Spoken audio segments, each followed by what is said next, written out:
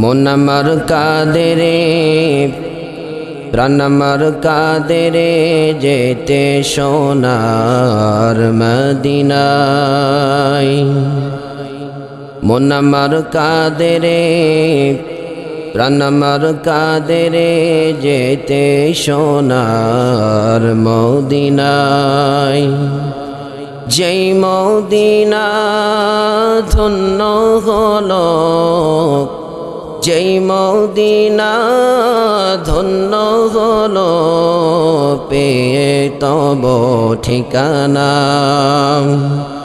মন আমার কাঁদে রে, প্রাণ আমার কাঁদে রে, যেতে সোনার মদিনায়। রব্বুল আলামিন বলেন, ও আমার গোলাম, ও আমার বান্দা, আমি তোমাদেরকে যে নিয়ামতগুলো দিয়েছি, একটু আওয়াজ করে বলেন তো, আপনাকে আমাকে নিয়ামত দিয়েছেন একজন, তিনি কে? রব্বুল আলামিন বলছেন, ও আমার গোলাম, ও আমার বান্দা, আমি তোমাদেরকে যে নিয়ামতগুলো দিয়েছি, আমার নিয়ামতগুলো পাওয়ার পরে ও গোলাম, যখন তুমি আমি রবের শুকরিয়া আদায় করবা, রব্বুল আলামিন বলছেন, ও গোলাম, আমি তোমাদের নিয়ামতগুলো আরো বৃদ্ধি করে দিব। সুবহানাল্লাহ পড়বেন না? আল্লাহ তাআলা আপনাকে আমাকে যে কত নিয়ামত দিয়েছেন, এই নিয়ামতগুলো কি আপনি আমি এই নিয়ামতগুলোর শুকরিয়া আদায় করে করে কখনো শেষ করতে পারবো? আল্লাহ তাআলা বলছেন যে ওয়া ইন তাউদ্দু নি'মাতাল্লাহি লা তুহসুহা। গোলাম, আমি তোমাদেরকে এত পরিমাণে বেশি নিয়ামত দান করেছি, এই নিয়ামতগুলো যদি তুমি লেখার জন্য, এই নিয়ামতগুলো লেখার জন্য যদি এই পৃথিবীর মধ্যে যতগুলো গাছ রয়েছে, এই গাছগুলো যদি তুমি কলম বানিয়ে নাও, আর এই পৃথিবীর মধ্যে যতগুলো গাছের পাতা রয়েছে, এই পাতাগুলো যদি তুমি খাতা বানায় নাও, আর এই পৃথিবীতে যতগুলো সমুদ্রের পানি রয়েছে, এই পানিগুলো যদি তুমি কলম বানায় নাও, রব্বুল আলামিন বলছেন যে আমি রবে তোমাদেরকে যে নিয়ামত দিয়েছি, এই নিয়ামতগুলোর শুকরিয়া যদি তোমরা লিখতে শুরু করে দাও, এই পৃথিবীর মধ্যে যতগুলো গাছ নামক কলম রয়েছে, এই কলমগুলো শেষ হয়ে যাবে। এরপরে পৃথিবীর গাছ নামক, গাছের পাতা নামক খাতা দিয়ে যদি তুমি আমি রবের নিয়ামত লিখতে শুরু করে দাও, পৃথিবীর সব গাছ নামক গাছের পাতাগুলো খাতা হিসাবে সব শেষ হয়ে যাবে। এরপরে পৃথিবীর মধ্যে যতগুলো পানি রয়েছে, এই পানিগুলো যদি তুমি আমি রবের নিয়ামত লেখার জন্য এই পানিগুলো যদি তুমি কালি বানায় নাও, আল্লাহ তাআলা বলছেন যে তোমার জীবন ফুরিয়ে যাবে, তোমার হায়াত শেষ হয়ে যাবে, কিয়ামত চলে আসবে, কিন্তু আমি রবের নিয়ামত, আমি রবের নিয়ামতের শুকরিয়া আদায় করে করে কিয়ামত পর্যন্ত তুমি শেষ করতে পারবা। এজন্য রব্বুল আলামিন বলেন, গোলাম, আমার নিয়ামতের শুকরিয়া যদি তোমরা আদায় করো, রব্বুল আলামিন বলছেন, গোলাম, আমি তোমাদের নিয়ামতগুলো আরো বাড়িয়ে দিব। আর আমার নিয়ামতের শুকরিয়া যদি তোমরা আদায় না করো, ইন্না আযাবি লাশাদীদ, আমার নিয়ামতের শুকরিয়া আদায় না করলে কঠিন আযাবের ব্যবস্থা করে রেখেছেন একজন। আওয়াজ করে বলেন, তিনি কে? এজন্য সুখে দুঃখে বিপদে আপদে সব সময় শুকরিয়া করব একজনের, তিনি কে? দুরুদ আর সালাম পেশ করছি সেই মানবতার মুক্তির দূত, সেই মানবতার মুক্তির দিশারি, যে নবীজি আইয়ামে জাহিলিয়াতের যুগে মানুষগুলোকে অন্ধকার থেকে বের করে টেনে এনে শুধুমাত্র কেবলমাত্র একমাত্র আপনার আমার পর্যন্ত ইসলামটা পৌঁছে দিয়েছেন। সেই নবীজির উপরে আমরা মহব্বতের সঙ্গে দুরুদ পেশ করছি, সকলেই পড়ছি সাল্লাল্লাহু আলাইহি ওয়াসাল্লাম। আমি আপনাদের সামনে পবিত্র কোরআনুল কারীমের 94 নম্বর সূরা, সূরাটার নাম হচ্ছে সূরাতুল ইনশিরাহ। আমি আপনাদের সামনে পবিত্র কোরআনুল কারীমের এই 30 নম্বর পারার 94 নম্বর সূরা সূরাতুল ইনশিরাহ থেকে অল্প কয়েক মিনিট কথা বলতে চাই। আল্লাহ তাআলা যেন আমাকে বলার এবং আপনাদেরকে শোনার তৌফিক দান করুন, পড়ুন আমিন। আমার আলোচনার শুরুতে আমার আপনাদের কাছে একটা দাবি হচ্ছে, আপনারা যদি দয়া করে মেহেরবানি করে একটু সামনে আগায় আসতেন, তাহলে মনে হয় খুব ভালো হতো। একটু আগানো যাবে ভাই? একটু সামনে আসেন দয়া করে। আপনারা সামনে আসলেই আমি কথা বলা শুরু করে দেবো ইনশাআল্লাহ। একটু আসেন, সামনে আসেন কষ্ট করে। আমি আমার আলোচনার শুরুতে আপনাদের কাছে একটা কমিটমেন্ট নিতে চাই। সেটা হচ্ছে আমি যখন আপনাদেরকে কথা বলতে বলবো, আমি যখন সুবহানাল্লাহ বলতে বলবো, আমি যখন আলহামদুলিল্লাহ বলতে বলবো, একটু আমার সাথে বলা যাবে? ইনশাআল্লাহ পড়েন একটু। ইনশাআল্লাহ আমরা সবাই একটু আওয়াজ দিব, পারা যাবে না? ইনশাআল্লাহ। আমি আমার আলোচনার শুরুতেই আপনাদের কাছে জানতে চাচ্ছি আপনারা সবাই কেমন আছেন? আচ্ছা, আলহামদুলিল্লাহ আমি আল্লাহ তাআলার রহমতে ভালো আছি। কথা হচ্ছে আপনারা এখন ভালো আছেন নাকি এখান থেকে 1 মাস 2 মাস আগে বেশি ভালো ছিলেন, নাকি এখন সব থেকে বেশি ভালো আছেন? এর কারণ হচ্ছে আমরা এতদিন আমাদের বেঁধে রাখা হয়েছিল, এতদিন আমরা হক কথা বলতে পারতাম না, এতদিন মানুষগুলো তাদের হৃদয় খুলে তাদের মনের আবেগগুলো মানুষের সামনে বলতে পারতো না। এর কারণ হচ্ছে আমি আমার এই ছোট্ট ক্ষুদ্র জ্ঞানে যতটুকু বুঝলাম, যে পৃথিবীর মধ্যে অর্থাৎ বাংলাদেশের মধ্যে 2 শ্রেণীর মানুষ সব থেকে বেশি লাঞ্ছিত, লজ্জিত আর অপমানিত ছিল। বলেন কয় শ্রেণীর? এক হচ্ছে এ জামানার এ বাংলাদেশের সাধারণ মানুষগুলো। এর কারণ হচ্ছে আজকে আমাদের সামনে পেঁয়াজের দাম বাড়িয়ে দেওয়া হয়েছে, লবণের গুজব ছড়ানো হয়েছে, তেলের দাম বাড়ানো হয়েছে, বিভিন্নভাবে মানুষদেরকে নির্যাতন করা হয়েছে। এই সাধারণ মানুষ শুধু চুপ করে শুনেছি, মাগার কোনো কথা বলতে পারি, কোনো কথা বলতে পারি নাই। এরপরে দ্বিতীয় শ্রেণীর যে মানুষদেরকে সব থেকে বেশি কষ্ট দেওয়া হয়েছে, সব থেকে বেশি যাদেরকে নির্যাতন করা হয়েছে, তারা হচ্ছে এই জামানার আলেম উলামাগুলো। কথা বলেন ঠিক কিনা? আমি বুঝলাম যেই জামানার আলেমগুলোকে সব থেকে বেশি নির্যাতন করার কারণ কি? আমি আবার এই ছোট্ট জ্ঞান দ্বারা যতটুকু বুঝলাম, তাদের একটা মাত্র স্লোগান ছিল, তাদের কথা ছিল মাত্র একটা, সেটা হচ্ছে তারা বলতো যে আলা লাহুল মুলকু ওয়াল আম তাবারাকাল্লাহু রাব্বুল আলামিন। আমি আপনাদের কাছে জানতে চাচ্ছি, এবং তাদের স্লোগানও ছিল একটা, যে এই জমিন কার, এই আসমান কার, এই পৃথিবী কার, এই পৃথিবীতে আইন চলবে কার? এই কথাগুলো যখন এ গোলাম এ বিশ্বের আলেমগুলো যখন বলেছে, এ বাংলাদেশের আলেমগুলো যখন এই কথাটা বলেছে, তখন তাদের উপরে জোর করে এই জামানার মানুষের তৈরি করা মতবাদ এই পৃথিবীর মধ্যে তারা কায়েম করেছে। কথা বলেন ঠিক কিনা? একটা কথা মনে রাখবেন, একটা কথা স্পষ্টভাবে মনে রাখবেন, আমরা মুসলমানের জাতি, আমরা কখনো কোনো নেত্রীর কথা মতো এই দেশকে পরিচালিত করতে চাই না, আমরা কোনো মানুষের স্বামীর কথা মতো এই দেশকে পরিচালিত করতে চাই না, আমরা পৃথিবীর কোনো মানুষের গোলামি করতে চাই না। আমরা গোলামি করব, আমরা দাসত্ব করব, আমরা শুকরিয়া করব একজনের, তিনি কে? এজন্য আল্লাহ তাআলার জমিনে আল্লাহ তাআলার কথা হবে, এখানে কেউ আর বাধা দিতে পারবে। কারণ হচ্ছে এ জামানার মধ্যে যখন আলেমগুলো কোরআনের কথা বলেছে, এ জামানার মধ্যে যখন আলেমগুলো ইসলামের কথা মানুষের দ্বারে দ্বারে পৌঁছে দিয়েছে, তাদের উপরে জুলুম আসার কারণ হচ্ছে আল্লাহর হাবিব সাল্লাল্লাহু আলাইহি ওয়াসাল্লামের উপরে এখান থেকে 1400 বছর আগে বিশ্বনবী সাল্লাল্লাহু আলাইহি ওয়াসাল্লামের উপরে এমন নির্যাতন এসেছিল কি আসে নাই? আল্লাহর হাবিব সাল্লাল্লাহু আলাইহি ওয়াসাল্লামকে কি করে নির্যাতন করা হয়েছে? বিশ্বনবী সাল্লাল্লাহু আলাইহি ওয়াসাল্লামকে নির্যাতন করা হয়েছে। আমি কোরআনুল কারীমের সূরাতুল আনফালের মধ্যে দেখলাম যে বিশ্বনবী সাল্লাল্লাহু আলাইহি ওয়াসাল্লামকে তিনি যখন মক্কার জমিনে ইসলামের দাওয়াত দিতেন, আল্লাহর হাবিব সাল্লাল্লাহু আলাইহি ওয়াসাল্লাম যখন ইসলামের কথাগুলো মানুষের সামনে পৌঁছায় দিতেন, তখন বিশ্বনবী সাল্লাল্লাহু আলাইহি ওয়াসাল্লামের উপরে ওই জামানার আবু জেহেল, উতবা, শাইবা, ওয়ালিদ ইবনে মুগীরা 3 দফা দাবি বিশ্বনবী সাল্লাল্লাহু আলাইহি ওয়াসাল্লামের উপরে জারি করেছিল। চিৎকার মেরে বলুন কয় দফা দাবি? 3 দফা। তারা বলেছিল, আল্লাহ তাআলা কোরআনুল কারীমের মধ্যে বলছেন, যে ওয়াইদ ইয়ামকুরু বিকাল্লাযীনা কাফারু লিয়ুসবিতুকা আও ইয়াকতুলুকা আও ইখরিজুক ওয়া ইয়ামকুরুনা ওয়া ইয়ামকুরুল্লাহ আল্লাহু খায়রুল মাকিরিন। আজকে এই জামানার মানুষগুলোকে যখন ইসলামের কথা বলার জন্য, এই জামানার আলেমগুলোকে ইসলামের কথা বলার জন্য যখন বাধা দেওয়া সৃষ্টি করা হয়েছিল, বিশ্বনবী সাল্লাল্লাহু আলাইহি ওয়াসাল্লামের উপরে সেরকম ষড়যন্ত্র করা হয়েছিল। আল্লাহর হাবিব সাল্লাল্লাহু আলাইহি ওয়াসাল্লামকে আল্লাহ তাআলা উদ্দেশ্য করে বললেন, নবী,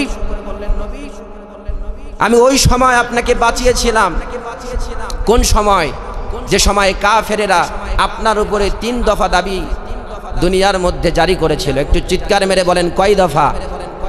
1 দফা। দেখেন, এখান থেকে 1400 বছর আগে আল্লাহর হাবিব সাল্লাল্লাহু আলাইহি ওয়াসাল্লামের উপরে যেই নির্যাতন এসেছে, আজকে এই জামানার আলেমদের উপরে সেই নির্যাতন ছিল কি ছিল না, আপনারা এই আয়াতের সঙ্গে বাস্তব প্রেক্ষাপট একটু মেলাবেন। পারা যাবে না ইনশাআল্লাহ?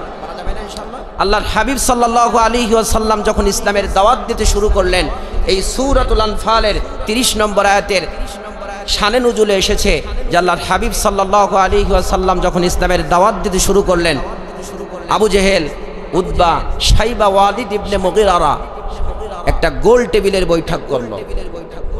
তারা ঢোল পিটিয়ে বলল যে মুহাম্মদকে দুনিয়া থেকে উৎখাত করার জন্য আমরা ষড়যন্ত্র করেছি, মুহাম্মদকে এই দুনিয়া থেকে উৎখাত করে দেওয়ার জন্য আমরা গোল টেবিলের একটা বৈঠক বসাবো।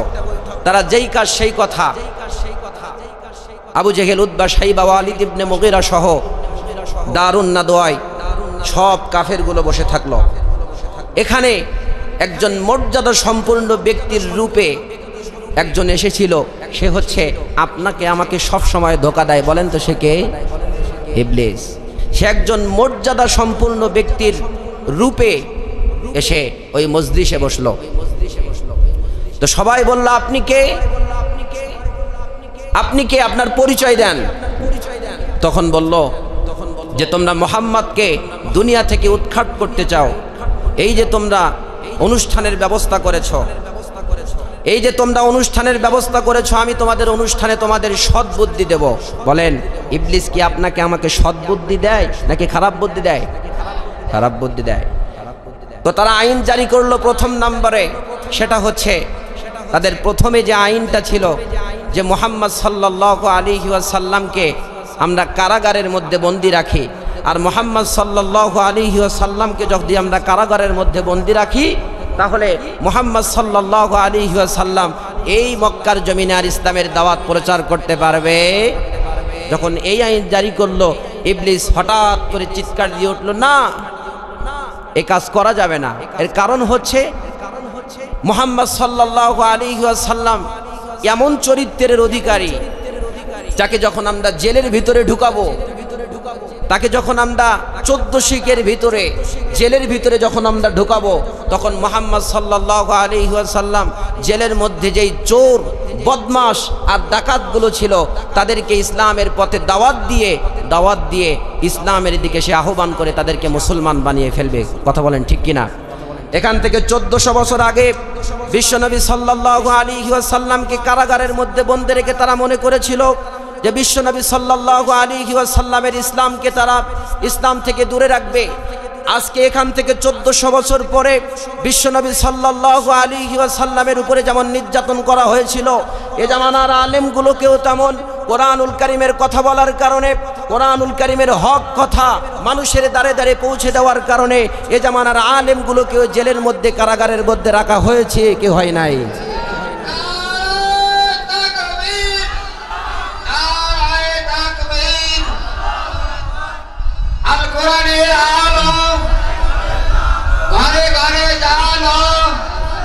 কোরআন আছে যেখানে, কোরআন নাই যেখানে, নারে তাকবীর। ইসলামের শত্রুরা হুঁশিয়ার, সাবধান, ইসলামের শত্রুরা, নারে তাকবীর। তা চেয়েছিল যে বিশ্বনবী সাল্লাল্লাহু আলাইহি ওয়াসাল্লামকে যেমন কারাগারের মধ্যে বন্দী রেখে আল্লাহর হাবিব সাল্লাল্লাহু আলাইহি ওয়াসাল্লামকে ইসলাম প্রচার থেকে বিরত রাখবে। আজকে এই জামানার আলেমগুলোকেও তারা কারাগারের মধ্যে বন্দী রেখে তারা মনে করেছিল যে ইসলাম থেকে এই সমাজের আলেমগুলোকে বিতাড়িত করবে। একটু চিৎকার দিয়ে বলুন, আলেমগুলো যখন কারাগারের মধ্যে গিয়েছে, এমনও দৃষ্টান্ত এই বাংলার জমিনে দেখা গিয়েছে, আলেমগুলো কারাগারের মধ্যে গিয়েছে, চোর ডাকাত আর বদমাশগুলো এই আলেমদের সংস্পর্শে থাকার কারণে তারা ইসলামের পথে পতিত হয়েছে। কথা বলেন ঠিক কিনা? দুই নম্বরে যেই দফা বিশ্বনবী সাল্লাল্লাহু আলাইহি ওয়াসাল্লামের উপরে তারা জারি করেছিল, তারা বলেছিল যে মুহাম্মদ সাল্লাল্লাহু আলাইহি ওয়াসাল্লামকে আমরা এই দেশ থেকে বিতাড়িত করে দেব। তখন ইবলিস শয়তান চিৎকার দিয়ে উঠল, না, মুহাম্মদকে যদি এই সমাজ থেকে, মুহাম্মদকে যদি মক্কা থেকে আমরা বিতাড়িত করে দিই, মুহাম্মদ অন্য দেশে যাওয়ার পরে ইসলামের দাওয়াত দিবে, আর এই ইসলামের দাওয়াত দেওয়ার কারণে এই ইসলামের দাওয়াতগুলো দিয়ে মুহাম্মদ আমাদের এই সমাজের উপরে আক্রমণ করবে বিশাল একটা দলকে ভারী করে। আজকে দেখেন, এখান থেকে 1400 বছর আগে বিশ্বনবী সাল্লাল্লাহু আলাইহি ওয়াসাল্লামকে দেশ থেকে বিতাড়িত করার চিন্তা তারা করেছিল। তারা মনে করেছিল মুহাম্মদ সাল্লাল্লাহু আলাইহি ওয়াসাল্লামকে দেশ থেকে বিতাড়িত করে তারা ইসলাম থেকে মুহাম্মদ সাল্লাল্লাহু আলাইহি ওয়াসাল্লামকে দূরে রাখবে।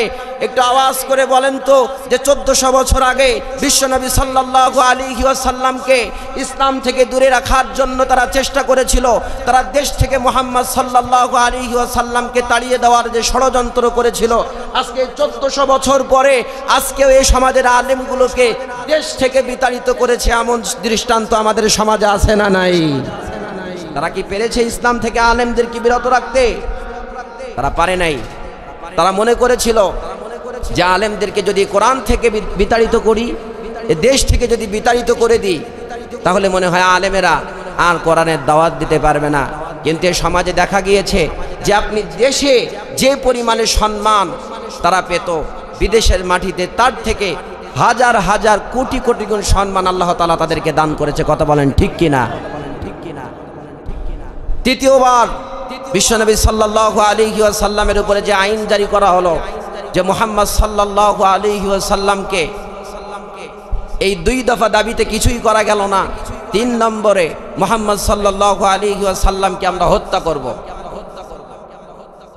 বলেন আজকে এখান থেকে 14 বছর আগে, 14,000 বছর আগে আল্লাহর হাবিব সাল্লাল্লাহু আলাইহি ওয়াসাল্লামকে যেমন করে তারা মেরে ফেলার জন্য চেষ্টা করেছিল, আল্লাহর হাবিব সাল্লাল্লাহু আলাইহি ওয়াসাল্লামকে দুনিয়া থেকে উৎখাত করে দেওয়ার চেষ্টা করেছিল। আজকে 1400 বছর পরে এ বর্তমান সমাজের আলেমগুলো যখন কোরআনুল কারীমের কথা বলেছে, 50টা বছর কোরআনুল কারীমের দাওয়াত দেওয়ার কারণে আজকে তাকে ধর্ষণকারীর মামলা দিয়ে, আজকে তারে রাজাকারের ট্যাগ লাগিয়ে, আজকে তাকে 13টা বছর জেলের ভিতরে রেখে একজন পাখিকে, কোরআনুল কারীমের পাখিকে আমাদের থেকে বিতাড়িত করেছে। কথা বলেন ঠিক কিনা? তারা চেয়েছিল যে কোরআনুল কারীমের এই ধারক বাহককে যদি আমরা দুনিয়া থেকে বিতাড়িত করে দিই, তাহলে মনে হয় এই ইসলামে, এই দুনিয়ার ভিতরে আর মনে হয় কোরআনুল কারীমের কথা বলার আর কেউ থাকবে না।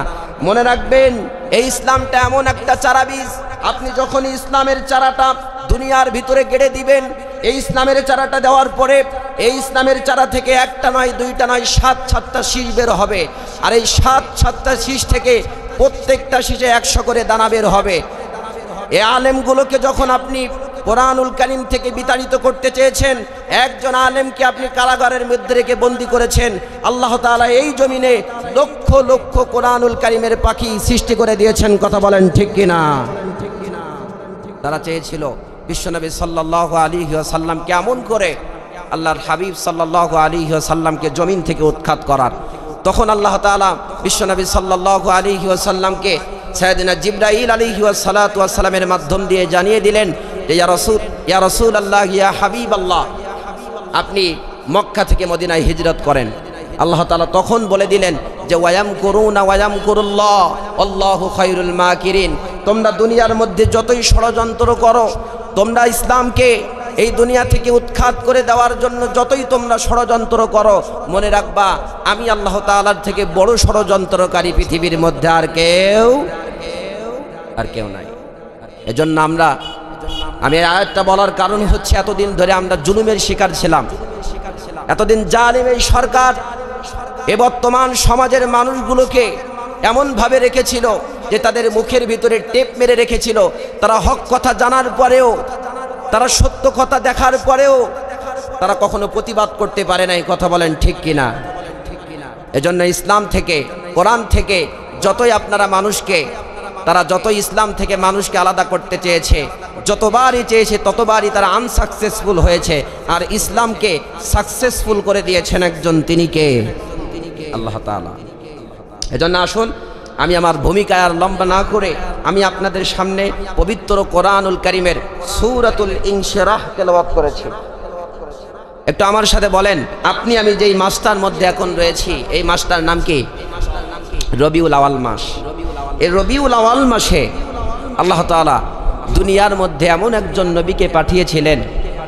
আল্লাহর হাবিব সাল্লাল্লাহু আলাইহি ওয়াসাল্লামের সাহাবী হযরত জাবের রাদিয়াল্লাহু আনহু একবার বিশ্বনবী সাল্লাল্লাহু আলাইহি ওয়াসাল্লামের কাছে প্রশ্ন করলেন। বিশ্বনবী সাল্লাল্লাহু আলাইহি ওয়াসাল্লামের সাহাবী হযরত জাবের রাদিয়াল্লাহু আনহু বিশ্বনবী সাল্লাল্লাহু আলাইহি ওয়াসাল্লামের কাছে প্রশ্ন করলেন, ডাক দিয়ে বললেন, ইয়া রাসূলুল্লাহ, ইয়া হাবিবাল্লাহ, এই পৃথিবীর বুকে, আসমানের নিচে, জমিনের উপরে রব্বুল আলামিন যখন এই পৃথিবীকে সৃষ্টি করে নাই, রব্বুল আলামিন যখন আসমানকে সৃষ্টি করে নাই, রব্বুল আলামিন যখন পৃথিবীর কোনো কিছুইকে সৃষ্টি করে নাই, ও নবীজি আপনি একটু আমাদের বলেন, রব্বুল আলামিন সর্বপ্রথম কোন জিনিসকে সৃষ্টি করেছেন? কোন জিনিসকে সৃষ্টি করেছেন? বিশ্বনবী সাল্লাল্লাহু আলাইহি ওয়াসাল্লাম বললেন, ও জাবের, রব্বুল আলামিন যখন আসমান সৃষ্টি করে নাই, জমিন সৃষ্টি করে নাই, লৌহে কলম কিছুই সৃষ্টি করে নাই, রব্বুল আলামিন সর্বপ্রথম যেই জিনিসটা সৃষ্টি করেছে, এই জিনিসটা সাধারণ কোনো জিনিস নয়। এই জিনিসটা হলো তোমার নবী মুহাম্মদ সাল্লাল্লাহু আলাইহি ওয়াসাল্লামের নূরকে রব্বুল আলামিন সৃষ্টি করেছেন। সর্বপ্রথম আল্লাহর হাবিব সাল্লাল্লাহু আলাইহি ওয়াসাল্লাম বলছেন যে তোমার নবী আমি মুহাম্মদ সাল্লাল্লাহু আলাইহি ওয়াসাল্লামের নূরকে আল্লাহ তাআলা সর্বপ্রথম সৃষ্টি করেছেন। সুবহানাল্লাহ পড়বেন না? যে নবীকে সৃষ্টি না করলে আসমান, জমিন, লৌহে কলম কিছুই আল্লাহ তাআলা সৃষ্টি করতেন না। সেই নবী এই দুনিয়ার মধ্যে এই রবিউল আওয়াল মাসে জন্মগ্রহণ করেছেন। একটু চিৎকার মেরে বলেন, এই রবিউল আওয়াল মাসের মর্যাদা আল্লাহ তাআলার কাছে কম নাকি বেশি?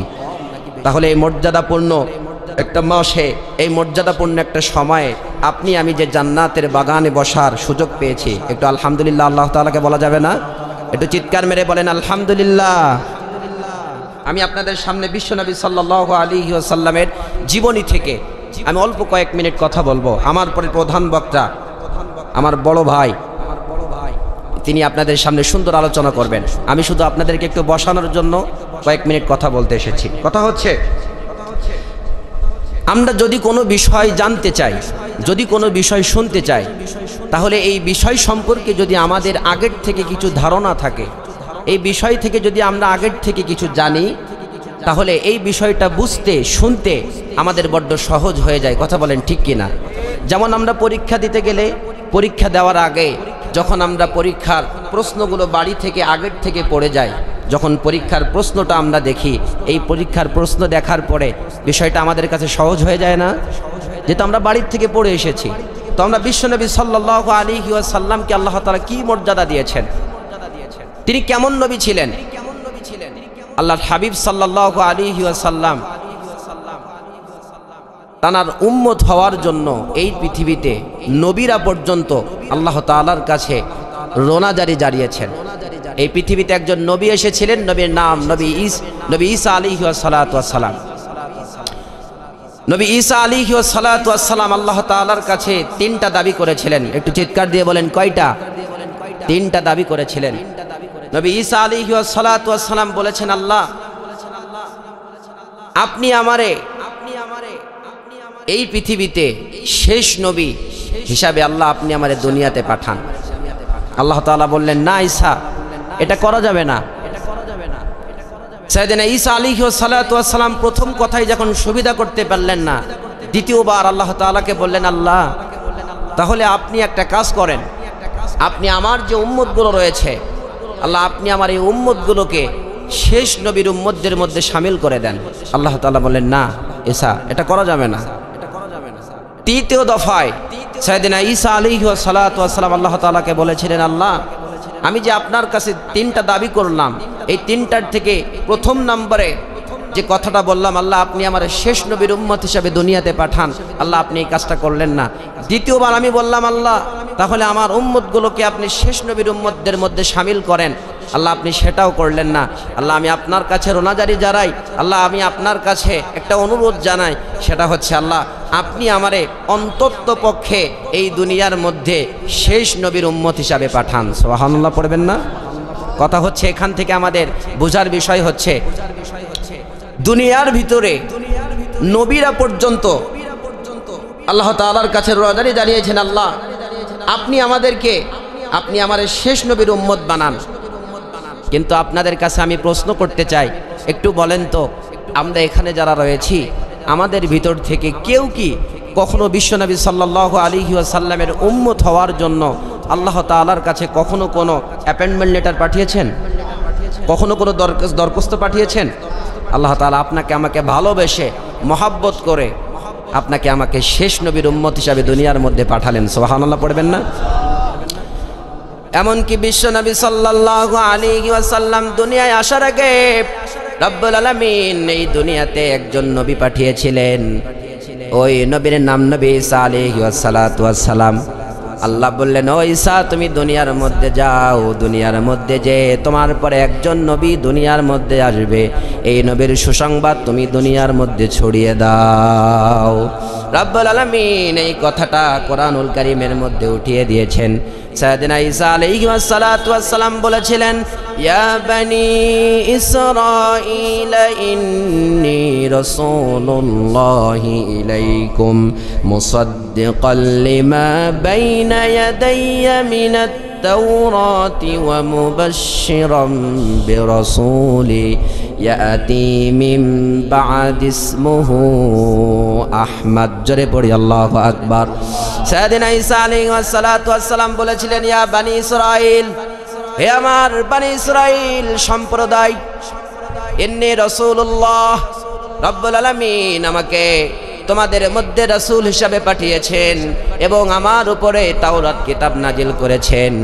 ও বানি ইসরাঈল তোমরা শুনে রেখে দাও, জেনে রেখে দাও, আমি ঈসা আলাইহিস সালাতু ওয়াস সালাম দুনিয়া ছেড়ে যখন বিদায় নিব, দুনিয়া থেকে যখন আমি বিতাড়িত হয়ে যাব, দুনিয়া থেকে যখন আমি চলে যাব, আমার পরে একজন নবীকে রব্বুল আলামিন দুনিয়ার মধ্যে পাঠাবেন। এই নবীর নাম হবে বা'দিসমুহু আহমদ। সেই নবীর নাম হবে আহমদ। সে কোন বন্ধু বলো বেশি বিশ্বস্ত, সে কোন বন্ধু বলো বড় বিশ্বস্ত, যার কাছে মন খুলে বলা যায়, যার কাছে সব কিছু বলা যায়। আলহামদুলিল্লাহ।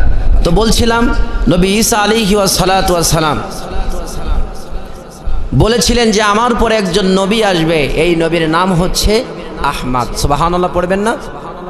সে কোন বন্ধু বলো বড় বিশ্বস্ত, সে কোন বন্ধু বলো বেশি বিশ্বস্ত, যার কাছে মন খুলে বলা যায়, যার কাছে সব কিছু বলা যায়, হওয়া যায় বেশি আশ্বস্ত। তার নাম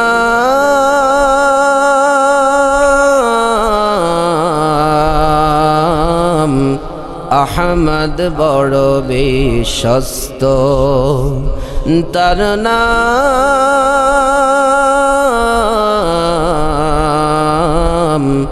আহমদ বড় বিশ্বস্ত। চিৎকার মেরে পড়ুন আল্লাহু আকবার।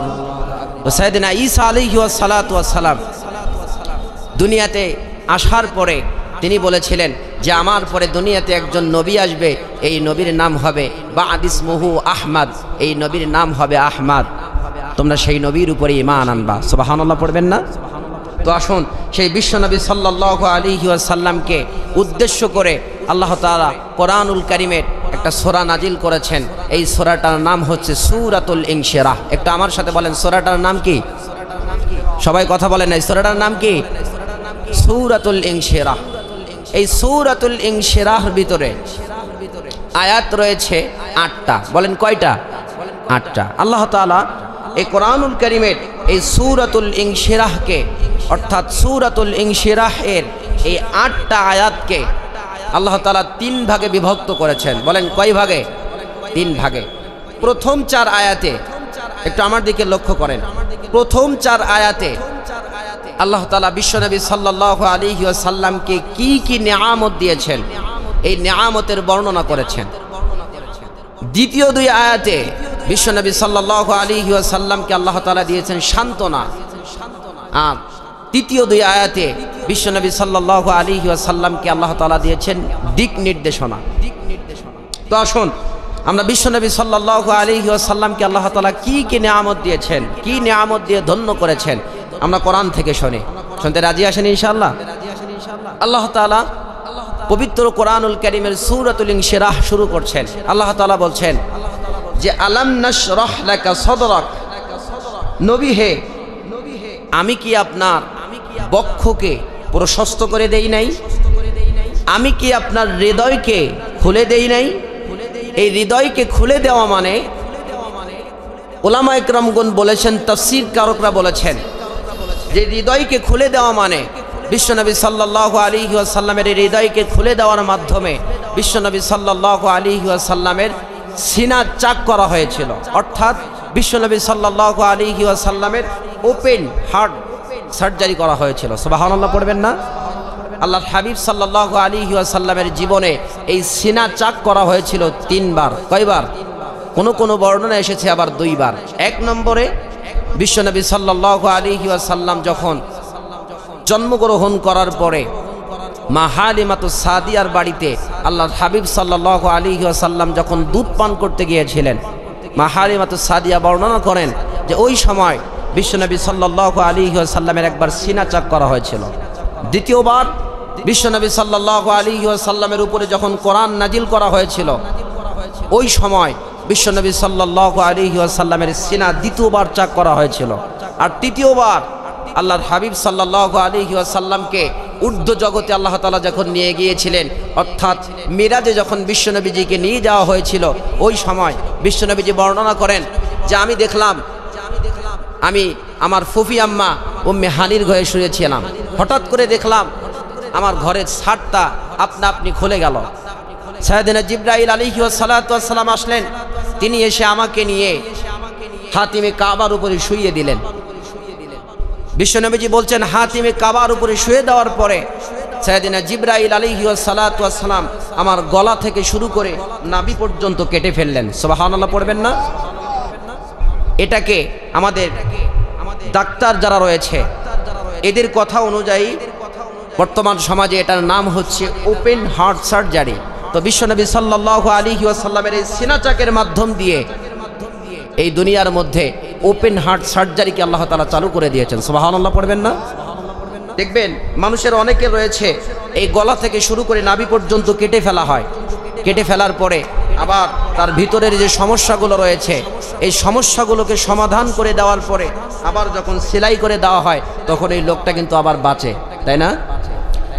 বিশ্বনবী সাল্লাল্লাহু আলাইহি ওয়াসাল্লামের সাহাবীরা বলেছেন আল্লাহর হাবিব সাল্লাল্লাহু আলাইহি ওয়াসাল্লামকে যখন আমরা উদুম গায়ে দেখেছিলাম, বিশ্বনবী সাল্লাল্লাহু আলাইহি ওয়াসাল্লামকে যখন আমরা খালি গায়ে দেখেছিলাম, সাহাবীরা বর্ণনা করে আল্লাহর হাবিব সাল্লাল্লাহু আলাইহি ওয়াসাল্লামের গলা থেকে শুরু করে নাভি পর্যন্ত একটা কাপড়ের সঙ্গে আরেকটা কাপড় সেলাই করলে যেমন একটা দাগ দেখা যায়, আমরা দেখেছিলাম বিশ্বনবী সাল্লাল্লাহু আলাইহি ওয়াসাল্লামের গলা থেকে শুরু করে নাভি পর্যন্ত এরকম একটা সেলাইয়ের দাগ আমরা দেখতে পেয়েছিলাম। সুবহানাল্লাহ পড়বেন না? তো আল্লাহ তাআলা বলছেন আলাম নাশরাহ লাকা সাদরাক, নবী হে আমি কি আপনার হৃদয়কে খুলে দেই নাই?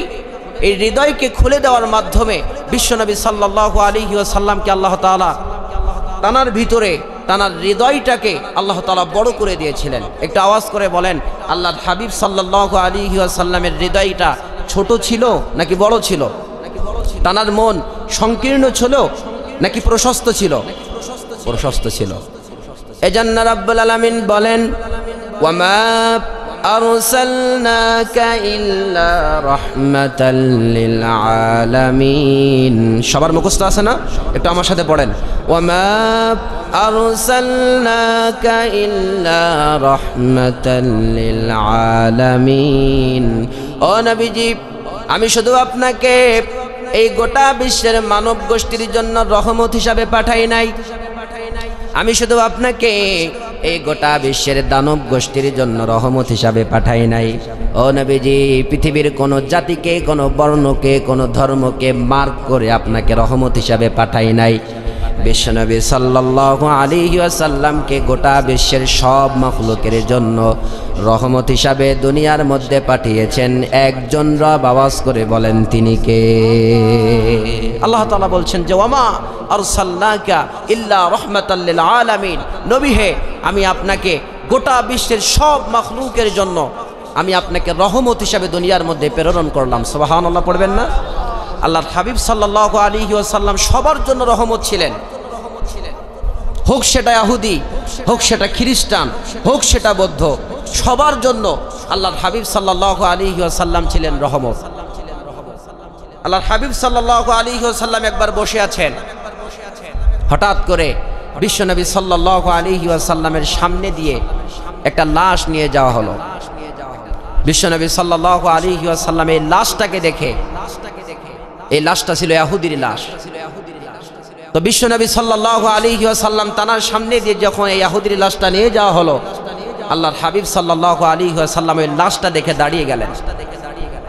সাহাবীরা বললেন ইয়া রাসূলুল্লাহ ইয়া হাবিবাল্লাহ ইন্নাহু ইহুদি, নিশ্চয়ই এতো ইহুদি, আপনি যে দাঁড়ালেন। বিশ্বনবী সাল্লাল্লাহু আলাইহি ওয়াসাল্লাম বলছেন যে আওয়ালাইসাত নাফসান, একে মানুষ না? আমি তো মানুষ দেখে দাঁড়িয়েছি, হোক সেটা ইহুদি, হোক সেটা খ্রিস্টান, হোক সেটা বৌদ্ধ, সে যেই ধর্মের হোক না কেন, আমি তো মানুষ দেখে দাঁড়িয়েছি। আল্লাহর হাবিব সাল্লাল্লাহু আলাইহি ওয়াসাল্লাম সবাইকে মানুষ হিসাবে ট্রিট করতেন। বিশ্বনবী সাল্লাল্লাহু আলাইহি ওয়াসাল্লাম সবাইকে মানুষ হিসাবে দেখতেন।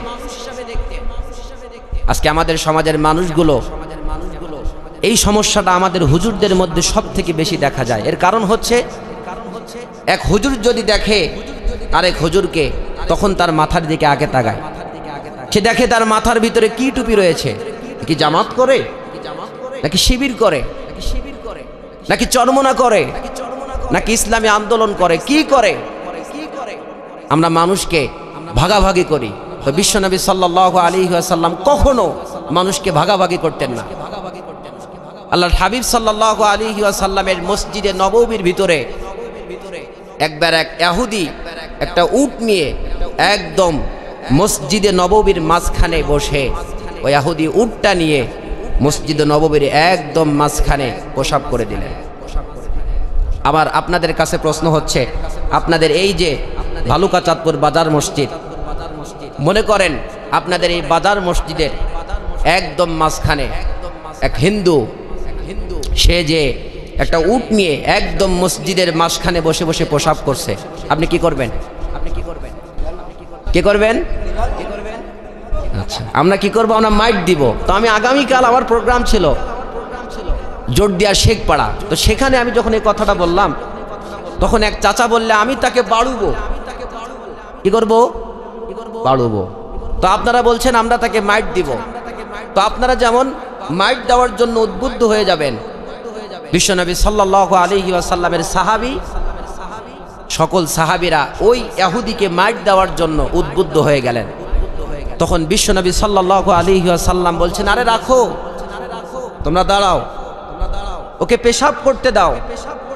কেননা যখন কোনো মানুষ ইউনিট পাস করে, যখন তার ভিতর থেকে পেশাব করে, পায়খানা যখন তার শরীর থেকে বের হয়ে যায়, তখন এই ব্যক্তিকে যদি আপনি হঠাৎ করে ডাক দেন তাহলে তার শরীরের মধ্যে ভয়াবহ একটা রোগ হতে পারে। কথা বলেন ঠিক কিনা?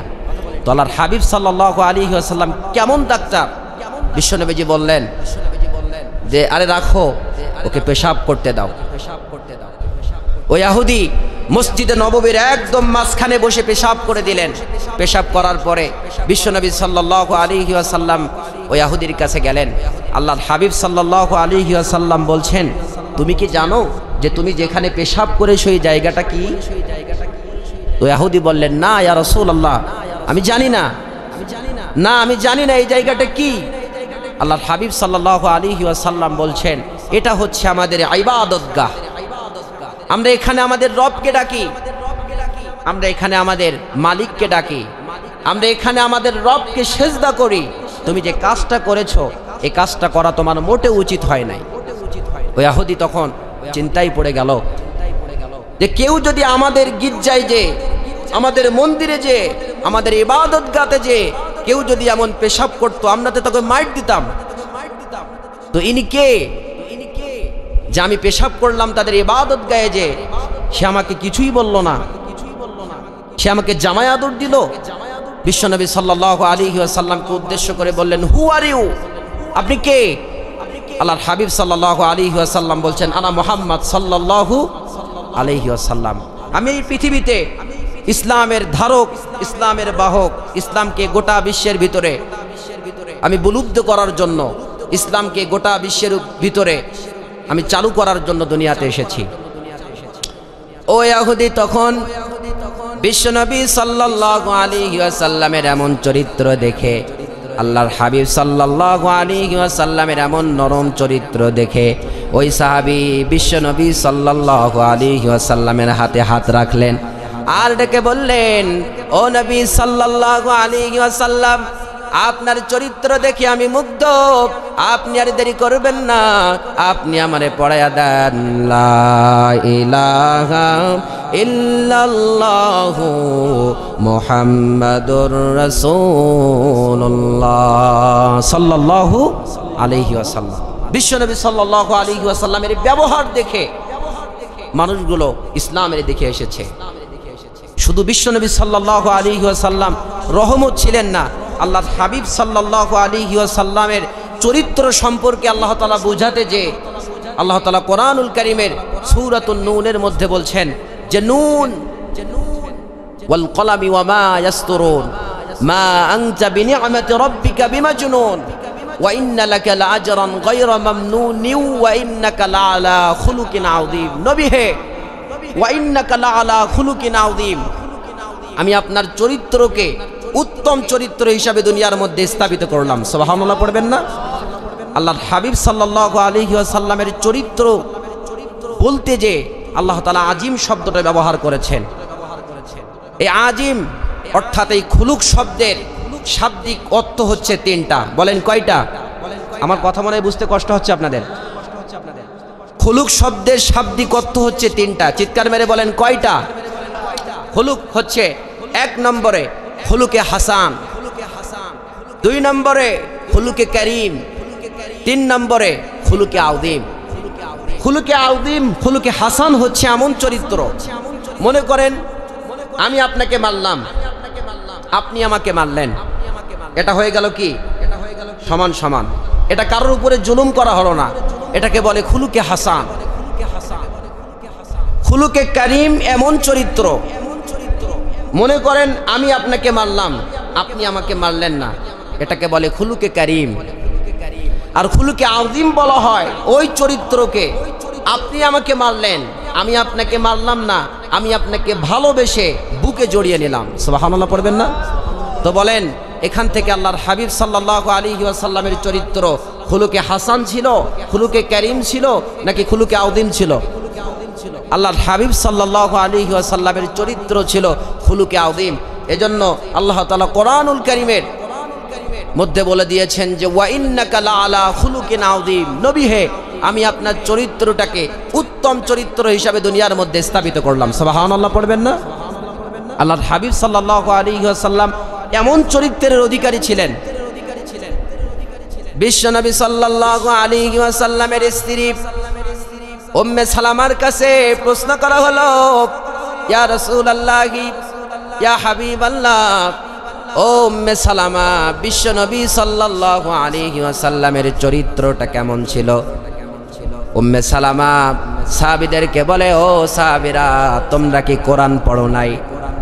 সাহাবীরা বললেন, হ্যাঁ পড়েছি। উম্মে সালামা বললেন, ও সাহাবীরা, রব্বুল আলামিন কোরআনুল কারীমের 1 থেকে শুরু করে 30 পারার ভিতরে যেই কথাগুলো থিওরিটিক্যালি বলেছে, বিশ্বনবী সাল্লাল্লাহু আলাইহি ওয়াসাল্লামের গোটা জীবনের ভিতরে আল্লাহর হাবিব সাল্লাল্লাহু আলাইহি ওয়াসাল্লাম তানার জীবনে কোরআনুল কারীমের 1 থেকে শুরু করে 30 পারার সবগুলোকে আল্লাহর হাবিব সাল্লাল্লাহু আলাইহি ওয়াসাল্লাম দুনিয়ার ভিতরে প্র্যাকটিক্যালি করে দেখিয়ে গিয়েছেন। কোরআনুল কারীমের মধ্যে আল্লাহ তাআলা যে কথাগুলো বলেছেন, আল্লাহর হাবিব সাল্লাল্লাহু আলাইহি ওয়াসাল্লাম সেই কথাগুলো দুনিয়ার মধ্যে প্র্যাকটিক্যালি মানুষকে বুঝিয়ে দিয়েছেন। সুবহানাল্লাহ পড়বেন না? তো আল্লাহ তাআলা এই আলাম নাশরাহ লাকা সাদরাক, নবী হে, আপনার হৃদয়কে আপনি খুলে দেইনি? আমি কি আপনার হৃদয়কে প্রশস্ত করে দেই নাই? এই হৃদয়কে প্রশস্ত করে দেওয়া মানে বিশ্বনবী সাল্লাল্লাহু আলাইহি ওয়াসাল্লামের হৃদয়কে আল্লাহ তাআলা বড় করে দিয়েছেন। সুবহানাল্লাহ পড়বেন না? তো প্রথম নাম্বার নিয়ামত হচ্ছে আল্লাহর হাবিব সাল্লাল্লাহু আলাইহি ওয়াসাল্লামকে আল্লাহ তাআলা বড় মনের করেছেন, রাহমাতাল লিল আলামিন হিসেবে দুনিয়াতে পাঠালেন। সুবহানাল্লাহ বিহামদি। দ্বিতীয় নম্বরে, দ্বিতীয় আয়াতে আল্লাহ তাআলা বলছেন, ওয়া ওয়াদা'না আনকা উযরাকাল্লাযী আনকাদা যাহরাক, নবী হে, আমি কি আপনার পিঠের উপর থেকে আপনার বোঝা কি নামিয়ে দেই নাই? এই বোঝা বলতে তাফসীরের মধ্যে এসেছে যে আল্লাহর হাবিব সাল্লাল্লাহু আলাইহি ওয়াসাল্লাম 2টা বোঝাকে বোঝানো হয়েছে। 1 নম্বরে বিশ্বনবী সাল্লাল্লাহু আলাইহি ওয়াসাল্লাম তিনি চিন্তা করতেন পাপের বোঝা। এখানে 2টা জিনিস বোঝানো হয়েছে, 1 হচ্ছে পাপের বোঝা, 2 হচ্ছে চিন্তার বোঝা। 1 নম্বরে একটু আওয়াজ করে বলবেন, আল্লাহর হাবিব সাল্লাল্লাহু আলাইহি ওয়াসাল্লামের জীবনে কি কোনো পাপ ছিল? একটু জোরে বলা যাবে না? বিশ্বনবী সাল্লাল্লাহু আলাইহি ওয়াসাল্লামের জীবনে কোনো পাপ ছিল? তার জীবনে কোনো পাপ ছিল না। আল্লাহর হাবিব সাল্লাল্লাহু আলাইহি ওয়াসাল্লাম বলছেন, আমার জীবনের মধ্যে কোনো পাপ নাই, কোনো গুনাহ নাই, সব পাপগুলোকে রব্বুল আলামিন নিজেই ক্ষমা করে দিয়েছেন। কিন্তু আল্লাহর হাবিব সাল্লাল্লাহু আলাইহি ওয়াসাল্লাম বলতেন, আমার জীবনে গুনাহ না থাকার পরেও বিশ্বনবী সাল্লাল্লাহু আলাইহি ওয়াসাল্লাম প্রতিদিন 70 বারের বেশি তাওবা আর ইস্তেগফার পড়তেন। আল্লাহর হাবিব সাল্লাল্লাহু আলাইহি ওয়াসাল্লাম তার জীবনে গুনাহ না থাকার পরেও তিনি দিনে 70 বারের বেশি তাওবা আর ইস্তেগফার পড়তেন। এখন আমার কথা হচ্ছে, আল্লাহর হাবিব সাল্লাল্লাহু আলাইহি ওয়াসাল্লাম যদি তার জীবনে গুনাহ না থাকা সত্ত্বেও দিনে যদি 70 বারের বেশি তাওবা আর ইস্তেগফার পড়েন, তাহলে আপনার আমার কয়বার পড়া উচিত? আপনি আমি যদি সারাদিন তাওবা আর ইস্তেগফার পড়ি, বিশ্বনবী সাল্লাল্লাহু আলাইহি ওয়াসাল্লামের 1 বারের মতো হবে? 1 বারের মতো হবে না। আর আপনি যদি সারাদিন তাওবা আর ইস্তেগফার করেন, যদি কোনো ব্যক্তি তাওবা আর ইস্তেগফারের সাথে লেগে থাকে, আল্লাহর হাবিব সাল্লাল্লাহু আলাইহি ওয়াসাল্লাম বলছেন, আল্লাহ তাআলা তাকে একটা মর্যাদা দান করবেন, সেটা হচ্ছে আল্লাহ তাআলা তাকে মুস্তাজাবুদ দাওয়া দুনিয়ার মধ্যে বানিয়ে দিবেন। সুবহানাল্লাহ পড়বেন না? এই মুস্তাজাবুদ দাওয়া হচ্ছে ওই ব্যক্তি দোয়া করতে দেরি, কিন্তু আল্লাহ তাআলা তার দোয়াকে কবুল করতে দেরি করবেন না। তাহলে দ্বিতীয় নম্বরে বিশ্বনবী সাল্লাল্লাহু আলাইহি ওয়াসাল্লামের বোঝা বলতে বোঝানো হয়েছে চিন্তার বোঝা। আল্লাহর হাবিব সাল্লাল্লাহু আলাইহি ওয়াসাল্লাম চিন্তা করতেন। বিশ্বনবী সাল্লাল্লাহু আলাইহি ওয়াসাল্লাম মনে মনে চিন্তা করতেন আর বলতেন, আমি ইন্তেকালের পরে আমার যতগুলো উম্মত দুনিয়ার ভিতরে আসবে, আমার এই উম্মতগুলো দুনিয়াতে যাওয়ার পরে গুনাহ করবে, অন্যায় করবে, অবিচার করবে, জুলুম করবে, আমার এই বান্দাদেরকে, আমার এই উম্মতদের অবস্থা কি হবে? বিশ্বনবী সাল্লাল্লাহু আলাইহি ওয়াসাল্লাম এটা নিয়ে চিন্তা করতেন। কিন্তু রব্বুল আলামিন সাইয়েদনা আদম আলাইহি ওয়াসসালাতু ওয়াসসালাম থেকে শুরু করে মুহাম্মদ সাল্লাল্লাহু আলাইহি ওয়াসাল্লাম পর্যন্ত যত নবীকে রব্বুল আলামিন দুনিয়ার মধ্যে পাঠিয়েছেন, সব নবীকে রব্বুল আলামিন একটা করে দোয়া করার সুযোগ দিয়েছেন। সবাই বলেন কয়টা? একটা করে দোয়া করার সুযোগ দিয়েছেন, কিন্তু সব নবীরা দুনিয়ার ভিতরে এই দোয়াগুলো করে ফেলেছে। শুধুমাত্র আপনার নবী, আমার নবী জনাবে মুহাম্মদুর রাসূলুল্লাহ সাল্লাল্লাহু আলাইহি ওয়াসাল্লাম তানার এই দোয়াটাকে তিনি দুনিয়ার মধ্যে করে নাই। এই দোয়াটাকে তিনি দুনিয়ার মধ্যে করে না। এর কারণ হচ্ছে বিশ্বনবী সাল্লাল্লাহু আলাইহি ওয়াসাল্লাম বলছেন, এই দোয়াটা আমি দুনিয়ার মধ্যে করি নাই। আমি তায়েফের ময়দানে মার খেয়েছি, উহুদের ময়দানে দান মোবারক শহীদ করেছি। এরপরে মক্কার জমিনের মানুষগুলো আমি যখন নামাজরত অবস্থায় ছিলাম, তখন আমার মাথার উপরে, আমার পিঠের উপরে উটের পচা নাড়ি বুড়ি চাপিয়ে দিয়েছে। আমি 3 দিন পর্যন্ত না খেয়ে পেটের ভিতরে পাথর বেঁধে বেঁধে ঘুরিয়ে বেরিয়েছি। রব্বুল আলামিনের কাছে যদি আমি ওই দিন খাবার চেতাম, রব্বুল আলামিন আমাকে জান্নাত থেকে খাবারের ব্যবস্থা করে দিত। কিন্তু বিশ্বনবী সাল্লাল্লাহু আলাইহি ওয়াসাল্লাম বলছেন, আমি ওই দোয়াটা দুনিয়ার মধ্যে করি নাই। এর কারণ হলো কিয়ামতের দিন কঠিন মুসিবতের সময় আমার যেই গুনাহগার বান্দাগুলো একটা নেকির জন্য হাহাকার করবে, একটা নেকির জন্য তার মায়ের কাছে যাবে, তার মা তাকে চিনতে পারবে না, তার বাবার কাছে যাবে, তার বাবা তাকে চিনতে পারবে না, এরপরে তার বন্ধু বান্ধব আত্মীয় স্বজনের কাছে যাবে, কেউ তাকে চিনতে পারবে না। বিশ্বনবী সাল্লাল্লাহু আলাইহি ওয়াসাল্লাম বলছেন, আমার এই গুনাহগার বান্দাগুলো কিয়ামতের দিন যেদিন একটা নেকির জন্য বিপদে পড়ে যাবে, বিশ্বনবী বলছেন আমি এই দোয়াটা সেই দিন করে আমার যেই উম্মতগুলো জাহান্নামী হয়ে যাবে, আমার যেই উম্মতগুলো জাহান্নামের দিকে রব্বুল আলামিন ফেরেশতাদের মাধ্যমে নিয়ে যাবে, বিশ্বনবী বলছেন আমি কিয়ামতের দিন ওই দোয়াটা করে আমি আমার উম্মতদেরকে সঙ্গে করে একসাথে জামাতে জান্নাতের ভিতরে প্রবেশ করব। সেই দোয়াটা আল্লাহর হাবিব সাল্লাল্লাহু আলাইহি ওয়াসাল্লাম বলছেন, ওই দিন আমি এই দোয়াটা করে আমি আমার উম্মতদেরকে সঙ্গে করে একসঙ্গে জামাতে জান্নাতে যাব। সুবহানাল্লাহ পড়বেন না?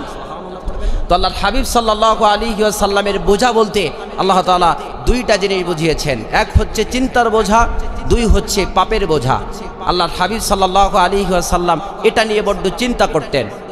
তো আল্লাহ তাআলা বলছেন, নবী হে, আমি হেরা গুহায় এমন একটা কিতাব নাজিল করব আপনার উপরে, এমন একটা বই আপনার উপরে নাজিল করব, যেই কিতাব দিয়ে আপনি যখন মানুষকে ইসলামের দিকে ডাকবেন, আপনার এই চিন্তা, আপনার এই ভাবনা সবগুলোকে আমি আল্লাহ তাআলা এই কিতাবের মাধ্যম দিয়ে আমি নিজেই আল্লাহ তাআলা দূর করে দিব। সুবহানাল্লাহ পড়বেন না? 3 নম্বরে রাব্বুল আলামিন বলছেন, ওয়ারাফা'না লাকা যিকরাক। এই আয়াতটা আপনাকে আমাকে সবাই আজকে এখান থেকে মুখস্থ করে যেতে হবে। একটু আমার সাথে বলেন, ওয়ারাফা'না। সবাই বলেন, ওয়ারাফা'না লাকা যিকরাক, ওয়ারাফা'না লাকা যিকরাক। নবী হে, আমি আপনার সম্মানকে বাড়াতে বাড়াতে 7 আসমান পেরিয়ে আমি আল্লাহ তাআলা আরশে মুআল্লা পর্যন্ত নিয়ে যাব। সুবহানাল্লাহ পড়বেন না? আয়াতের সরল ব্যাখ্যা হচ্ছে, ওয়ারাফা'না লাকা যিকরাক। নবী হে, আমি আপনার সম্মানকে বাড়াতে বাড়াতে উঁচু করে দেব। কেমন উঁচু করে দিব? এই আয়াতটা যখন নাজিল হলো যে ওয়ারাফা'না লাকা যিকরাক, নবী হে, আমি আপনার সম্মানকে বাড়িয়ে দিব, এই আয়াত যখন নাজিল হলো, কাফেরেরা তখন বলল যে মুহাম্মদ বেটা বলে কি, সে জানে বাঁচবে কিনা এটাই তো সন্দেহ, তার সম্মান আল্লাহ তাআলা কেমন করে বাড়িয়ে দিবে? সে জানে বাঁচবে কিনা এটাই তো তার সন্দেহ। এমন সময় কাফেরেরা, আবু জেহেল, উতবা, শাইবা, ওয়ালিদ ইবনে মুগীরারা, এই আয়াত যখন নাজিল হলো, তার যে সঙ্গপঙ্গ রয়েছে তাদেরকে বলল যে তোমরা যাও, হাজী সাহেবেরা যখন হজের মৌসুমে হজ করতে আসবে, তোমরা তখন তাদেরকে বলবা যে মক্কা একটা পাগল রয়েছে, এই পাগলের কাছে তোমরা যাবা না, তোমরা হজ করবা, জমজমের পানি নিয়ে যাবা, খেজুর খাবা, কিন্তু মুহাম্মদ নামে এই পাগলের কাছে তোমরা যাবা। আবু জেহেল তার কর্মীদেরকে এই কথাটা শিখিয়ে দিচ্ছেন। তো যখন হাজী সাহেবেরা হজের মৌসুমে হজ করতে আসলেন, সব হাজিরা যখন তাঁবুর মধ্যে বসে আছেন, হঠাৎ করে আবু জেহেলের কর্মীরা যে তাঁবুটা একটু ফাঁক করে বলতে শুরু করে দিলেন যে তোমরা হজ করতে এসেছো, হজ করো, জমজমের পানি নিয়ে যাবা, খেজুর খাবা। কিন্তু এই মক্কার জমিনে একটা পাগল রয়েছে, এই মক্কার জমিনে একটা পাগল রয়েছে, একটা জাদুকর রয়েছে। তোমরা ভুলেও এই পাগলের কাছে যাবা না, তোমরা ভুলেও এই জাদুকরের কাছে যাবা না। এর কারণ হচ্ছে এই জাদুকরের কাছে যখন তোমরা যাবা, এই জাদুকরের কাছে গেলে বন্ধু বন্ধুর সম্পর্ক বিচ্ছেদ হয়ে যায়, স্বামী স্ত্রীর সম্পর্ক আলাদা হয়ে যায়। এই পাগলের কাছে তোমরা যাবা না।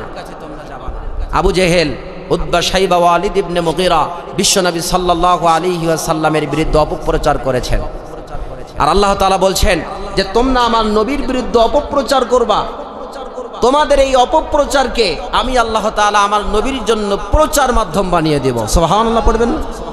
অনেকে আছে, দেখবেন না, অনেকে আছে যে মানুষের বিরুদ্ধে অপপ্রচার করে, মানুষ হয়ে মানুষের বিরুদ্ধে গীবত গায়, অপপ্রচার করে, কিন্তু দিন শেষে দেখা যায় যে তার ওই অপপ্রচারটাকে আল্লাহ তাআলা ওই ব্যক্তির জন্য প্রচার মাধ্যম বানিয়ে দেয়। সুবহানাল্লাহ পড়বেন না? এমন দৃষ্টান্ত আমাদের সমাজে দেখা যায়। তো আবু জেহেলের কর্মীরা যখন তাবু ফাঁক করে সব হাজী সাহেবদেরকে বললেন যে তোমরা হজ করবা, জমজমের পানি নিবা, খেজুর খাবা, এই মুহাম্মদ নামে পাগলের কাছে তোমরা যেতে পারবা। যখন আল্লাহর হাবিব সাল্লাল্লাহু আলাইহি ওয়াসাল্লামের বিরুদ্ধে এই কথাগুলো বলল, বলেন তো এই যে হাজী সাহেবেরা হজ করতে এসেছে, এর আগে জীবনেও কি বিশ্বনবী সাল্লাল্লাহু আলাইহি ওয়াসাল্লামের নাম তারা শুনেছে? তারা আল্লাহর হাবিব সাল্লাল্লাহু আলাইহি ওয়াসাল্লামের নাম এর আগে শুনে নাই। আর মানুষের একটা স্বভাব হচ্ছে যে আল ইনসানু হারিসুন আলা মা মুনিয়া। আপনি মানুষকে যেই জিনিসটা নিষেধ করবেন বেশি, মানুষকে যেই কাজটা করতে নিষেধ করবেন বেশি, মানুষ দেখবেন ওই কাজটা করে বেশি। কথা বলেন ঠিক কিনা? ওকে আপনি একটা জায়গায় যেতে নিষেধ করবেন, ওর বাপের কে ওই জায়গায় যাবে। আপনি কোনো মানুষকে একটা জায়গায় যেতে নিষেধ করবেন, ও যত বাধা আসুক না কেন, ও কোনো জায়গায় যাক আর না যাক ওই জায়গাটাই কিন্তু যে উপস্থিত হবে। আচ্ছা না এমন? তো আল্লাহর হাবিব সাল্লাল্লাহু আলাইহি ওয়াসাল্লামের বিরুদ্ধে তারা যখন অপপ্রচার করলো, বিশ্বনবী সাল্লাল্লাহু আলাইহি ওয়াসাল্লামের উপর অপপ্রচার করার পরে হাজী সাহেবেরা হজ করলো। হজ করার পরে কোনো রকম হজটা সেরে বিশ্বনবী সাল্লাল্লাহু আলাইহি ওয়াসাল্লামের বাড়ির সামনে দেখা গেল যে বিশাল এক গ্যাদারিং, বিশাল এক লাইন। সব হাজী সাহেবেরা যে বিশ্বনবী সাল্লাল্লাহু আলাইহি ওয়াসাল্লামের বাড়ির সামনে যে হাজির হয়েছে, এমন সময় সব হাজী সাহেবরা লক্ষ্য করে দেখলেন বিশ্বনবী সাল্লাল্লাহু আলাইহি ওয়াসাল্লামকে এই আবু জেহেলের কর্মীরা আল্লাহর হাবিব সাল্লাল্লাহু আলাইহি ওয়াসাল্লামের উপরে যে অপপ্রচার করেছিলেন, তারা বিশ্বনবী সাল্লাল্লাহু আলাইহি ওয়াসাল্লামকে পাগল বলেছিলেন, তারা এই মুহাম্মদকে পাগল বলেছিলেন। কিন্তু সব হাজী সাহেবেরা বিশ্বনবী সাল্লাল্লাহু আলাইহি ওয়াসাল্লামের নূরানি চেহারা দেখে প্রথমবার দেখেই আল্লাহর হাবিব সাল্লাল্লাহু আলাইহি ওয়াসাল্লামের চেহারার পাগলে পড়ে গেলেন, রূপের প্রেমে পড়ে গেলেন। তারা দেখলেন যে আবু জেহেলের কর্মীরা বলেছিল যে মুহাম্মদ নামে এক পাগল রয়েছে, কিন্তু পাগলের বর্ণনা হচ্ছে পাগলের চুলগুলো থাকবে উস্কো খুস্কো, এরপরে পাগল কখনো দাঁত মাজে না। কিন্তু বিশ্বনবী সাল্লাল্লাহু আলাইহি ওয়াসাল্লামের মুখের ভিতরের দাঁত যখন দেখা যেত, বর্ণনা এসেছে যে আল্লাহর হাবিব সাল্লাল্লাহু আলাইহি ওয়াসাল্লামের মুস্কি হাসির মাধ্যমে মনে হতো যেন মুক্তা ঝরছে। সুবহানাল্লাহ পড়বেন না? এরপরে তারা দেখলো যে পাগলের শরীরের ভিতরে কাপড় থাকবে তো ছেঁড়া ফাড়া, পাগলের চেহারা থাকবে তো ময়লা আবর্জনা জাতীয়। কিন্তু বিশ্বনবী সাল্লাল্লাহু আলাইহি ওয়াসাল্লামের চেহারা দেখে তারা পাগল হয়ে গেলেন। একটু আওয়াজ করে বলেন তো, আল্লাহর হাবিব সাল্লাল্লাহু আলাইহি ওয়াসাল্লামের চেহারা সুন্দর ছিল নাকি অসুন্দর ছিল? আমরা জানি এই পৃথিবীতে নবী ইউসুফ আলাইহি ওয়াসাল্লামের চেহারা ছিল অনেক সুন্দর। মা আয়েশা সিদ্দিকা রাদিয়াল্লাহু তাআলা আনহার সামনে বর্ণনা করা হলো, ও মা আয়েশা, মিশরের জমিনে রব্বুল আলামিন একজন নবী পাঠিয়েছিলেন। এই নবীর নাম নবী ইউসুফ আলাইহি ওয়াসসালাতু ওয়াসসালাম। নবী ইউসুফ আলাইহি ওয়াসসালাতু ওয়াসসালামের চেহারা দেখে মিশরের নারীরা লেবু কাটতে কাটতে তাদের হাতটা কেটে ফেলে দিয়েছিল। এই কথাটা যখন মা আয়েশা সিদ্দিকা রাদিয়াল্লাহু তাআলা আনহার কাছে বলা হলো, মা আয়েশা সিদ্দিকা রাদিয়াল্লাহু তাআলা আনহা বললেন, ও মিশরের নারীরা, তোমরা সাইয়েদনা ইউসুফ আলাইহি ওয়াসসালাতু ওয়াসসালামের চেহারা দেখে লেবু কাটতে কাটতে তোমাদের হাতটা কেটে ফেলেছো, কিন্তু আমার স্বামী জনাবে মুহাম্মদুর রাসূলুল্লাহ সাল্লাল্লাহু আলাইহি ওয়াসাল্লামের চেহারা যদি তোমরা দেখতা, মিশরের নারীরা লেবু কাটতে কাটতে তাদের হাত নয় তাদের কলিজা পর্যন্ত কেটে ফেলে দিত, কিন্তু তারা কখনো বুঝতে পারত না। সাইয়েদনা ইউসুফ আলাইহি ওয়াসাল্লামের চেহারা দেখতে দেখতে তারা তাদের হাত কেটে ফেলেছে। আল্লাহর হাবিব সাল্লাল্লাহু আলাইহি ওয়াসাল্লামের চেহারা এত সুন্দর ছিল যে বিশ্বনবী সাল্লাল্লাহু আলাইহি ওয়াসাল্লামের চেহারা যদি তোমরা দেখতা, তাহলে তোমরা লেবু কাটতে কাটতে তোমাদের হাত নয়, তোমরা তোমাদের কলিজা পর্যন্ত কেটে ফেলে দিতা। সুবহানাল্লাহ পড়বেন না? কত সুন্দর চেহারা আল্লাহর হাবিব সাল্লাল্লাহু আলাইহি ওয়াসাল্লামের ছিলেন। আচ্ছা, তো নবী ইউসুফ আলাইহি ওয়াসাল্লামের থেকে আপনার আমার নবীর চেহারা সুন্দর ছিল নাকি অসুন্দর ছিল? নবী ইউসুফ আলাইহি ওয়াসাল্লামের থেকেও আল্লাহর হাবিব সাল্লাল্লাহু আলাইহি ওয়াসাল্লামের চেহারা অধিক অধিক গুণে বেশি সুন্দর ছিল। সুবহানাল্লাহ পড়বেন না? তো সব হাজিরা যে বিশ্বনবী সাল্লাল্লাহু আলাইহি ওয়াসাল্লামের চেহারা দেখেই পাগল, তারা বিশ্বনবী সাল্লাল্লাহু আলাইহি ওয়াসাল্লামকে দেখে দুটো চোখের পানি ছেড়ে দিয়ে দিয়ে বলে, ও আবু জেহেল, তোমাকে বড্ড ধন্যবাদ, তোমাকে সংবর্ধনা জানাই, তুমি এমন একজন পাগলের সাথে, এমন একজন সুন্দর মানুষের সাথে আমাদের পরিচয় করিয়ে দেওয়ার জন্য তোমার ধন্যবাদ।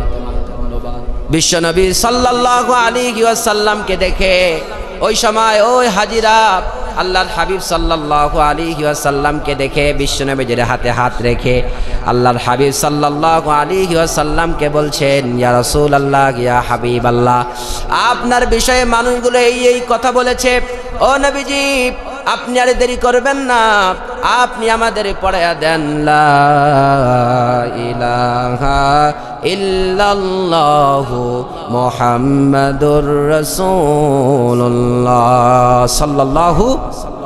ঝিনুকের ভিতর লুকিয়ে থাকে যেমন মতি, ঝিনুকের ভিতর লুকিয়ে থাকে যেমন লতি, কালমা শাহাদাতে আছে আল্লাহর জ্যোতি, কালমা শাহাদাতে আছে আল্লাহর জ্যোতি। চিৎকার মেরে পড়ুন আল্লাহু আকবার। তো বিশ্বনবী সাল্লাল্লাহু আলাইহি ওয়াসাল্লামের সম্মানকে আল্লাহ তাআলা বাড়াতে বাড়াতে আল্লাহর হাবিব সাল্লাল্লাহু আলাইহি ওয়াসাল্লামের সম্মানকে আল্লাহ তাআলা বাড়িয়ে দিলেন।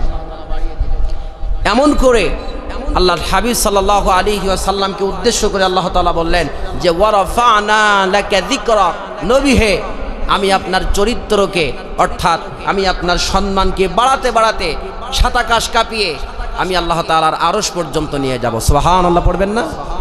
আল্লাহ তাআলা বিশ্বনবী সাল্লাল্লাহু আলাইহি ওয়াসাল্লামকে কিছু নিয়ামত দিয়েছেন, কিছু সম্মান দান করেছেন। এমন কিছু নিয়ামত আল্লাহ তাআলা বিশ্বনবী সাল্লাল্লাহু আলাইহি ওয়াসাল্লামকে দান করেছেন, যে নিয়ামতগুলো আল্লাহ তাআলা দুনিয়ার মধ্যে যত নবী পাঠিয়েছেন কোন নবীকে আল্লাহ তাআলা এই নিয়ামত দেন নাই। এর প্রথম নম্বরে আল্লাহর হাবিব সাল্লাল্লাহু আলাইহি ওয়াসাল্লামকে আল্লাহ তাআলা এমন একটা নিয়ামত দান করেছেন, এই নিয়ামতটার নাম হচ্ছে কাউসার দান করেছেন। সুবহানাল্লাহ পড়বেন না? সাহিবুল কাউসার, আল্লাহর হাবিব সাল্লাল্লাহু আলাইহি ওয়াসাল্লামকে কাউসার দান করেছেন। কিয়ামতের দিন সব নবীরা পর্যন্ত আল্লাহর হাবিব সাল্লাল্লাহু আলাইহি ওয়াসাল্লামের কাছে এসে এই হাউজে কাউসারের পানি পান করবেন। সুবহানাল্লাহ পড়বেন না? এরপরে বিশ্বনবী সাল্লাল্লাহু আলাইহি ওয়াসাল্লামকে রব্বুল আলামিন দ্বিতীয় যেই মর্যাদাটা দান করেছেন, দ্বিতীয় মর্যাদা হলো আল্লাহর হাবিব সাল্লাল্লাহু আলাইহি ওয়াসাল্লামকে বলা হয় সাহিবুশ শাফাআ, শাফাআতের মালিক। কেননা কিয়ামতের দিন কঠিন মুসিবতের সময় আপনি আমি সবাই আল্লাহকে বলবো, আল্লাহ আপনি আমাদের বিচারটা শেষ করে দেন, আপনি আমাদের বিচার শেষ করে দেন। কেননা কিয়ামতের দিন আপনার আমার মাথার 1 বিঘাত উপরে সূর্যটা চলে আসবে, এরপরে পায়ের নিচের মাটিটা থাকবে তামা। ওই দিন কিয়ামতের কঠিন মুসিবতের সময় সব মানুষগুলো কিয়ামতের এমন ভয়াবহ অবস্থা দেখে সাইয়েদনা আদম আলাইহিস সালাতু ওয়াস সালামের কাছে যাবেন। সাইয়েদনা আদম আলাইহিস সালাতু ওয়াস সালাম বলবেন, আজকে আমার কোনো সাধ্য নাই রব্বুল আলামিনের সাথে কথা বলার। এরপরে সাইয়েদনা মুসা আলাইহিস সালাতু ওয়াস সালামের কাছে সব মানুষ ছুটে যাবে। যাওয়ার পরে সাইয়েদনা মুসা আলাইহিস সালাতু ওয়াস সালাম বলবেন, আজকে রব্বুল আলামিনের সাথে কথা বলার মতো ক্ষমতা আমাদের নাই। এরপরে সাইয়েদনা ঈসা আলাইহিস সালাতু ওয়াস সালামের কাছে যাবে। সাইয়েদনা ঈসা আলাইহিস সালাতু ওয়াস সালাম বলবেন, এদিকে ওদিকে তোমরা ছোটাছুটি করো না, এদিকে ওদিকে যে কোনো লাভ নাই। কেননা আজকে কিয়ামতের দিন কঠিন মুসিবতের সময় একমাত্র জনাবে মুহাম্মদুর রাসূলুল্লাহ সাল্লাল্লাহু আলাইহি ওয়াসাল্লাম ছাড়া তোমাকে আমাকে আমাদেরকে সাহায্য করার মতো, আপনাকে আমাকে সাহায্য করার মতো, শাফায়াত করার মতো আর কেউ নেই, দুনিয়ার ভিতরে নেই। কিয়ামতের ময়দানে আল্লাহর হাবিব সাল্লাল্লাহু আলাইহি ওয়াসাল্লাম ছাড়া শাফায়াত করার মতো আর কেউ নেই। সব মানুষগুলো বিশ্বনবী সাল্লাল্লাহু আলাইহি ওয়াসাল্লামের কাছে যাবেন। যাওয়ার পরে দেখবেন বিশ্বনবী সাল্লাল্লাহু আলাইহি ওয়াসাল্লাম মাকামে মাহমুদের ভিতরে সিজদায় আছে। ওই দিন সব নবীরা বিশ্বনবী সাল্লাল্লাহু আলাইহি ওয়াসাল্লামের কাছে যাবেন। সব উম্মতেরা আল্লাহর হাবিব সাল্লাল্লাহু আলাইহি ওয়াসাল্লামের কাছে যে উপস্থিত হবেন। এমন সময় রব্বুল আলামিন বলবেন, ও নবীজি ইরফা রাসাক, আপনি মাথা উঠান। বিশ্বনবী সাল্লাল্লাহু আলাইহি ওয়াসাল্লামকে রব্বুল আলামিন বলবেন, ও নবীজি আমি তো আপনাকে মাকামে মাহমুদ দিয়েছি, আমি তো আপনাকে হাউজে কাউসার দান করেছি, আপনি মাথা উঠান। বিশ্বনবী সাল্লাল্লাহু আলাইহি ওয়াসাল্লাম বলবেন, আল্লাহ আপনি যতক্ষণ না পর্যন্ত আমার এই গুনাহগার উম্মতদেরকে আপনি মাফ না করে জান্নাতের ভিতরে দিবেন, আল্লাহ ততক্ষণ পর্যন্ত আমি বিশ্বনবী আমার মাথা উঠাবো না। আল্লাহর হাবিব সাল্লাল্লাহু আলাইহি ওয়াসাল্লামকে রব্বুল আলামিন ওই কিয়ামতের কঠিন মুসিবতে বলবেন, ইয়া রাসূলুল্লাহ, ও নবীজি আপনি মাথা উঠান, আজকে আপনি আমার কাছে যা চাইবেন আমি আপনার সব কিছু দান করব। বিশ্বনবী সাল্লাল্লাহু আলাইহি ওয়াসাল্লাম কিয়ামতের দিন আল্লাহর হাবিব সাল্লাল্লাহু আলাইহি ওয়াসাল্লাম তানার সব উম্মতদেরকে শাফায়াত করে করে স্বয়ং বিশ্বনবী জান্নাতে নিয়ে যাবে। একমাত্র তিনি ছাড়া ওই কিয়ামতের ময়দানে শাফায়াত করার আর কেউ নাই, আর কেউ থাকবেও না। এজন্য আল্লাহ তাআলা বলছেন যে ওয়ারাফা'না লাকা যিকরাক, নবী হে আমি আপনার সম্মান বাড়াতে বাড়াতে সব থেকে উচ্চ মর্যাদা করে দিয়েছি। সুবহানাল্লাহ পড়বেন না? এমনি করে আল্লাহর হাবিব সাল্লাল্লাহু আলাইহি ওয়াসাল্লামের সম্মানের কথা বলতে বলতে রাত পার হয়ে যাবে। আল্লাহর হাবিব সাল্লাল্লাহু আলাইহি ওয়াসাল্লামের জীবনী থেকে কথা বলতে বলতে সারা রাত পার হয়ে যাবে, কিন্তু আল্লাহর হাবিব সাল্লাল্লাহু আলাইহি ওয়াসাল্লামের জীবনী থেকে কথা বলে শেষ করা যাবে